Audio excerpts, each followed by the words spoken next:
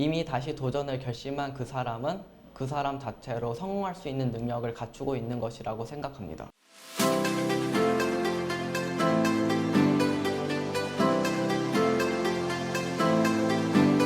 안녕하세요. 2020학년도 수능을 보고 중앙대 경영학과, 서울대 간호학과, 그리고 연세대학교 경영학과에 합격하여 최종 연세대학교 경영학과에 등록하게 된 손승환이라고 합니다. 2월 중순부터 이돌 스파르타 천안센터에 등원하기 시작하여 수능 보기 전날까지 꾸준히 공부하여 좋은 결과를 얻어낼 수 있었던 것 같습니다. 일단 무엇보다도 1년 동안 공부했던 그 시간들이 헛되지 않았고 열심히 해왔다는 것을 주변 사람들과 그리고 무엇보다 제 스스로 증명할 수 있는 시간이 되어서 부척이나 기분이 좋은 것 같습니다. 무슨 말이 더 필요할까요? 그냥 좋은 것 같아요. 당연하게도 물론 대학 생활이 될 거예요. 일단 코로나 때문에 잠시 오프라인 개강이 늦어지긴 했지만 앞으로 수능 공부의 감옥에서 벗어나 그런 제가 원하는 다양한 교양 과목이라든지 전공 과목이라든지 그런 과목들을 자유롭게 들을 수 있다는 사실만으로도 참 기쁜 것 같아요. 그러면서 동아리 등이라든지 아니면 가능하다면 학생회라든지 그런 다양한 인간관계를 만날 수 있는 활동들을 하면서 다양한 경험과 다양한 추억들을 만들고 싶습니다. 아마 제가 이만큼의 결과를 낼 수 있을 거라고는 주변 사람들 모두가 예상하지 못했지 않을까 싶어요. 그만큼 제가 고등학교 때 내신도 많이 좋지 않았었고 그리 좋은 대학도 가지 못했다는 소리는 듣진 않았지만 아무튼 그런 시선들이 은연중에 보이긴 했었어요. 그래서 고3 기간 동안에 열심히 해보려고 다짐을 했었는데 질병 등이라든지 여러 가지 사정이 많이 생겨가지고 뒤돌아보니까 수능이 80여일밖에 남지 않은 상황이 됐더라고요. 그래가지고 어쩔 수 없이 그렇게 재수 생활을 시작하게 되었던 것 같습니다. 성적 상승 비결이라고 따로 복잡하게 말할 거는 아니긴 하지만 그래도 제 자신을 믿는 것이 아마 그런 수능을 이겨낼 수 있는 좋은 방법이 되었던 것 같습니다. 다른 사람들 같은 경우에는 욕할지도 모르겠지만 저 같은 경우에는 재수 기간 동안 플래너라든지 오답노트 같은 걸 일절 작성하지 않았었고요. 다른 친구들이라든지 학원에서 강조하는 단권화 같은 활동도 저에게는 맞지 않는다고 판단하여 하지 않았던 것 같습니다. 그리고 기출문제 같은 경우에는 이미 고3 기간 동안에 어느 정도 봤다고 생각했기 때문에 계속 사설 문제에 집중하여 재수 기간을 보냈었던 것 같습니다. 누군가에게는 이런 공부 방법이 틀렸다고 욕할지도 모르겠다고 생각합니다. 하지만 저에게만큼 이 방법이 확실하게 도움이 됐다고 생각합니다. 굳이 그냥 간단한 이야기를 해보자면 인간에게는 간식거리에 불과한 초콜릿 같은 경우는 강아지라든지 고양이가 먹으면 치명적인 독이 된다고 합니다.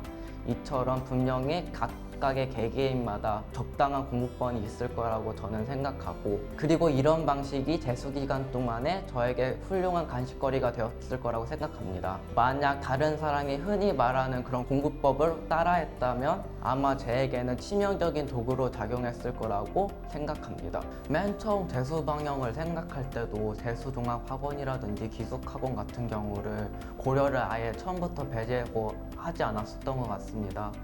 애초에 고등학교 동안에도 기숙사 생활을 하면서 자율학습이라는 개념이 어느 정도 몸에 익었던 터라 학원 내에서 일괄적으로 주어지는 시간표에 맞춰 공부를 하는 것은 저에게 큰 도움이 되지 않을 거라고 생각했기 때문에 그렇게 자연스럽게 독학재수라는 방향으로 재수를 결심하게 되었습니다. 원래는 천안에서 독학을 하다가 서울로 올라가서 공부할까라는 계획도 세웠었는데 어쩌다 보니 1년 동안 이돌 생활에 너무 만족을 해가지고 그렇게 계속 천안에서 공부를 했었던 것 같습니다. 당시 천안에는 3개 정도의 독학재수 학원이 존재했는데 그 독학재수 학원 중에 이돌을 선택하는 건 오래 걸리지 않았던 것 같아요. 일단 이돌 스파르타가 콘텐츠라든지 관리적인 측면에서 가장 시스템적으로 우월하다고 생각되었기 때문에 그렇게 망설임 없이 선택하였던 것 같습니다. 아마 다시 시험 준비가 할 때가 있을지 모르겠지만 그렇게 시험 준비를 다시 하게 된다면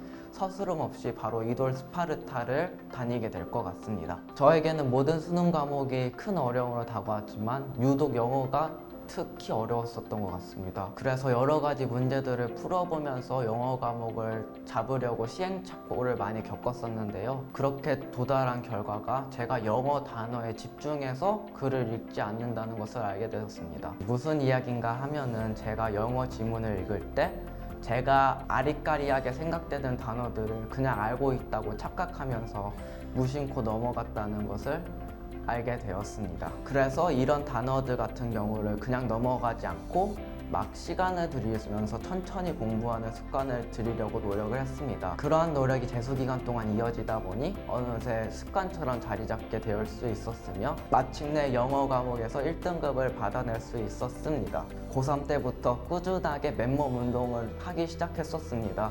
그 습관이 이돌 스파르타를 다니는 동안 큰 도움이 되었었던 것 같습니다. 하루 14시간씩 책상 앞에 앉아 있다가 집에 돌아와서 몸을 풀어주는 그런 행동만으로도 스트레스가 풀리는 기분이 들었고 무엇보다도 체력적으로 책상 앞에 앉아 있을 만한 힘이 길러졌었던 것 같습니다. 말하자면 재수기간 동안의 나름의 취미생활이었었던 것 같아요.